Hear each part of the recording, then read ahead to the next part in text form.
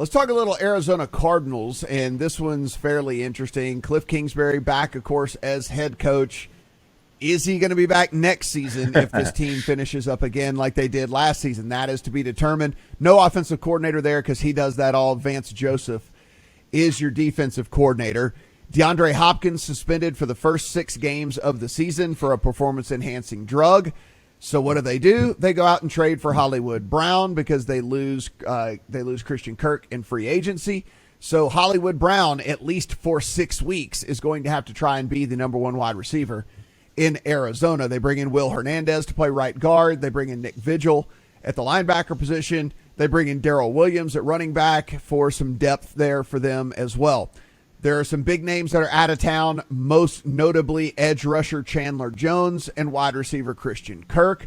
But don't let it go under the radar here that Jordan Phillips on the defensive line is gone. Jordan Hicks at the linebacker position is gone. Chase Edmonds at the running back position is gone. So there are a lot of different things that are going to have to get figured out for this squad because a lot of big-time contributors are no longer in town. This is yet another team that didn't have a first-round pick. So they come back in the second round. They take Trey McBride, who a tight end.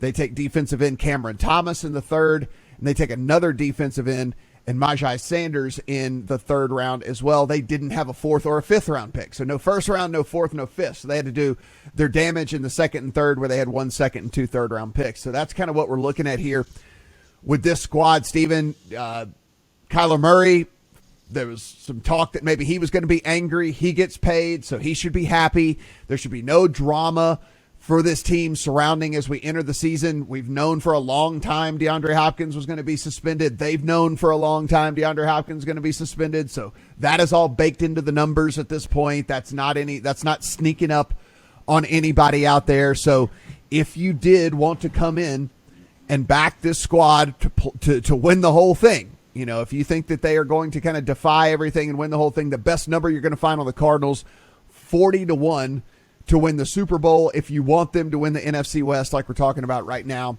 the best number you're going to get is 4-1.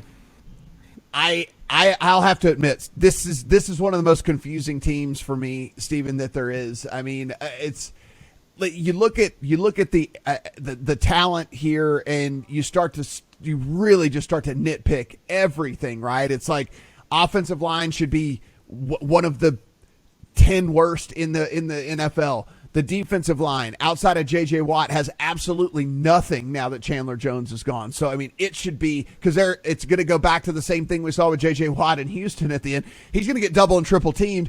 And so it's just he's going to make no impact on the defensive line.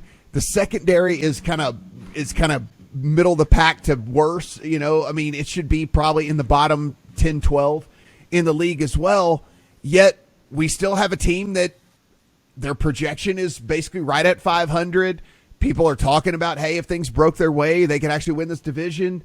I'm not one of those guys. I'm not a Cliff Kingsbury guy. I'm not really a Kyler Murray guy. You got to play 6 games without one of the top 5 wide receivers in all of the NFL with an offensive line that's probably going to be worse, a defensive line that's probably going to be worse, a secondary that's not very good. I mean, where do we start finding the bright spots here? Kyler Murray, end of list.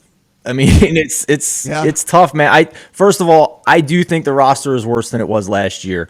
You mentioned the secondary. I think it could be one of the worst. I mean, Byron Murphy was 49th out of 93 cornerbacks last year in adjusted yards allowed per snap.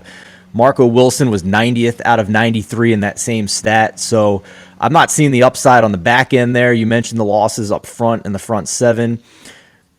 Overall, this team is behind the Vikings and basically tied with the Saints. If you look at odds to make the playoffs, to get that 7th spot. Those 3, basically, if you look at the odds, are competing for the 7th and final playoff spot in the NFC, and the Cardinals are at plus money. So do with that information what you want. But, Matt, could it be as simple as if Kyler Murray is healthy, this is a playoff team, and if Kyler Murray is playing hurt or missing games, this is not a playoff team?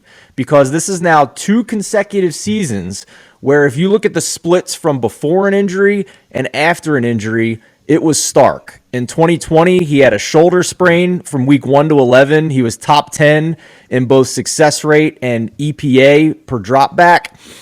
In weeks 12 through 17 that year, bottom 6 in EPA per play and success rate, bottom 7 in dropback EPA, 20th in dropback success rate. Last year, they start 7-0. They have a primetime game against the Green Bay Packers, who were ravaged by COVID. He suffers an ankle sprain late in that game.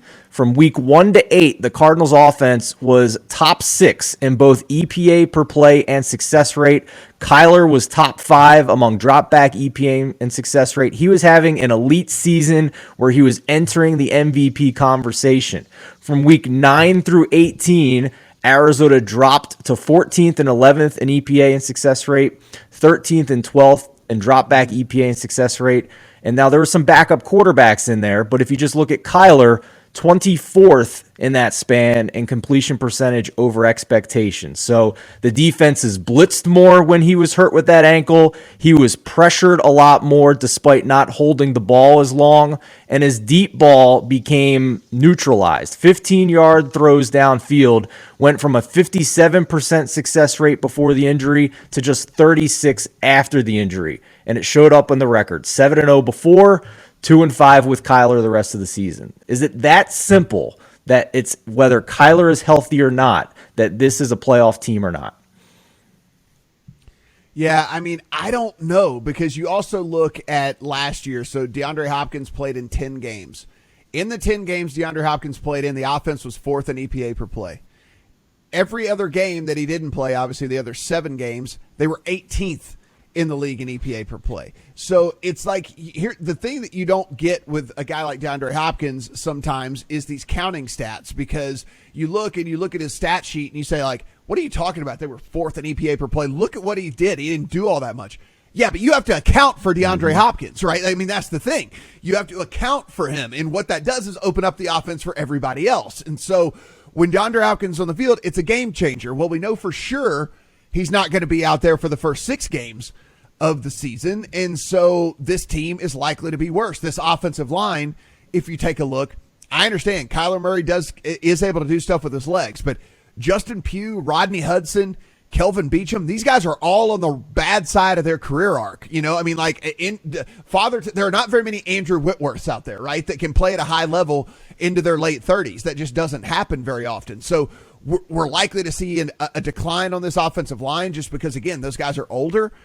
J.J. Watt has nobody else to protect him now on that defensive line, so he's going to get that double team treatment that he got in Houston again. So he was awesome when healthy, 18.3% pass rush win rate when he was healthy, which is 5th amongst all defensive linemen. But the problem is now Chandler Jones is gone, so everyone's going to go, oh, well, he's the only guy that can do anything to us, so we're going to double team him, and if you can beat our guys one-on-one, the rest of you idiots out there, then fine. That's what we'll allow to happen. And as you mentioned, the secondary, Murphy, Wilson, Hamilton, Budda Baker, Jalen Thompson, I mean, they're all either bad or old. And so I actually think this team could be exponentially worse this year. And I am on the big time no train from a playoff perspective. I do think that when it all comes down to it, the Saints are probably better. I do think that maybe there's a couple of teams that if we think that there's upside to them, that they could end up being better as well. So I got to admit, man, I'm pretty down on this squad. I tried to find different ways to maybe give some upside here. I mean, the upside would just be that DeAndre Hopkins is going to be back for Game 7. You know, I mean, that is an upside at least for this team. But for me, it's a no on kind of the season-long outlook. I don't even want to play them at 4-1 to win the division, because I think if it's not the Rams, it's the Niners. I don't think that it's the Cardinals coming out of nowhere to win this division. So just not for me. If anything, you can get a -150 on the no for this team to make the playoffs. I think that would be the bet that I would make if I had to make a bet on the Arizona Cardinals as we head into 2022. They were also historically lucky in terms of turnovers last year. The offense had 26 fumbles and recovered 23 of them. Like that's off the charts, unprecedented stuff. So that's not going to go their way this year. They have 4 games on the schedule with a rest disadvantage. and the NFL's most difficult schedule from week 10 onward. So if we're worried about like Cliff Kingsbury's second half of the season, not able to make adjustments and game plan, and other superior coaches being able to neutralize what he does, their schedule from week 10 onward: at the Rams, home against the 49ers, home against the Chargers, home against Bill Belichick, at Denver, right, home against the Bucks, at Atlanta, at San Francisco. Other than Atlanta, those are all games that they could totally lose.